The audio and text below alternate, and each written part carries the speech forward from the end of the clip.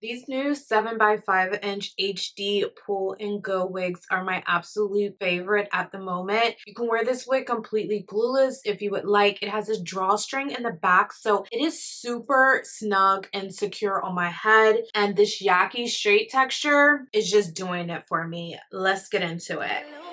She wanna know me. I stay low key, all gas, no brakes, baby. Let them hoes sleep. Body on 10, make your girl OD.